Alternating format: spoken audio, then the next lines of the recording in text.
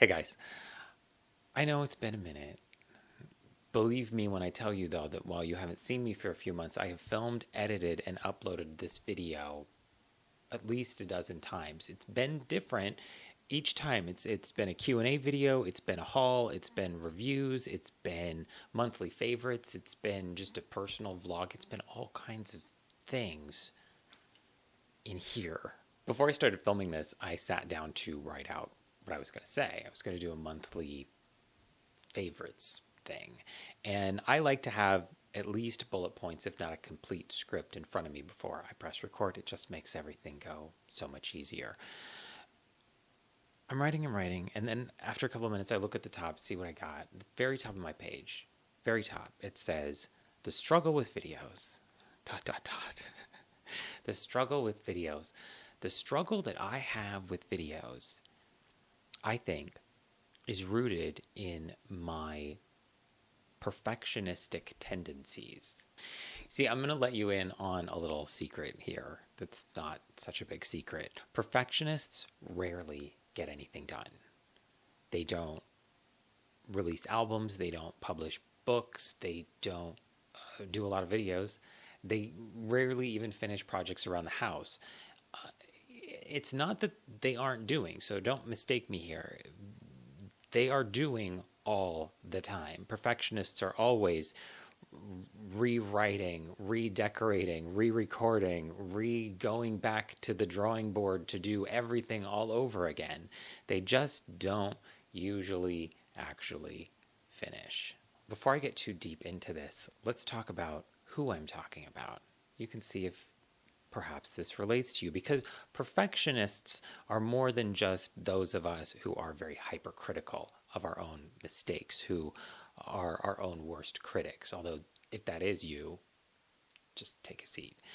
But if you spend a lot of time mulling over the outcomes, if you refer to yourself as someone who is detail oriented, if you are very aware of others' perception of you in situations where you don't feel completely confident or you're worried that they might see your imperfections,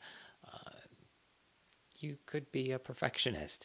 If what I said about perfectionists rarely getting anything done kind of rubbed you the wrong way, you're probably a perfectionist. So let me in brief tell you what I think perfectionism is. I think it's a trap. And like all of the worst traps in life, it's so dangerous because it feels so good. We don't know it's a trap. We perceive perfectionism as kind of a shield against judgment. It's armor that protects us from vulnerability. It feels safe. That's why it feels so good. But perfectionism is never, ever about doing your best job for you. It's always about doing the job so flawlessly that no one will be able to find any fault with what you've done. Now, here's the unfortunate fact. Someone will always find fault with some aspect of something you've done because you're not perfect. But they're not perfect either. And the reason that they are looking for those faults is because they're trying to convince themselves and the rest of the world that they are perfect. But they aren't. You're not. I'm not. Nothing is.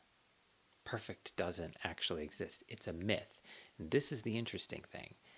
If perfection is a myth, then perfectionism has no end, because you are constantly chasing down something that isn't real.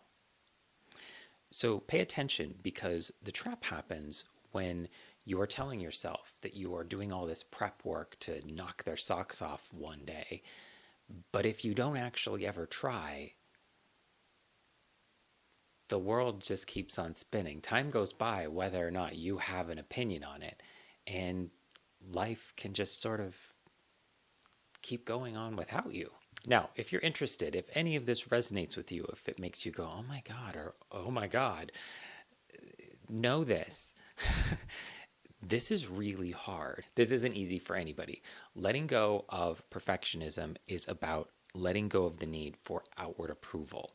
It is about letting go of this belief that your self-worth is determined by how you think other people perceive you, instead of caring for and supporting yourself enough to believe in you. You have to believe in your own self-worth enough to be able to do the thing, to be able to write the crappy first draft of whatever it is that you're doing, and then sit in that vulnerability, knowing that it's going to be somewhere between a little uncomfortable and really, really frightening, and be okay with it. And what about that sounds easy? Often when I'm doing the work that I'm fairly good at talking about, but not very good at doing for myself, I have to actually say, you tried your best, and there's no such thing as failure as long as you tried. This is truth. But it's very hard to do, and you don't always believe it. You have to say it, even if you don't believe it, especially if you don't believe it. Believing it comes over time with practice and with faith that as you continue to practice it, it will start to get a little bit easier. Now I'm talking and I'm feeling okay about what I'm saying and how I'm presenting this. Does that mean I'm good at it? No, not really. Should that concern me? I suppose a little bit. If I want to get better, then yeah. Should it concern me so much that I'm all freaked out constantly and paranoid and, oh my God, am I going to do this wrong? And am I going to say this wrong? Am I not going to be perfect at it? No, that doesn't help anything. Is that difficult? Yes, really difficult. Is it okay that it's difficult? Absolutely. Absolutely. And that's all I have right now. So there you go. Thanks for watching. I do have a bunch of stuff here. I was going to do a monthly mentionables thing, but oh, damn you, existential crisis. Yeah.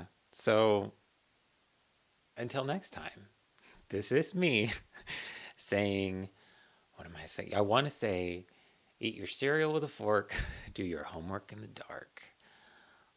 Take care and drive safe.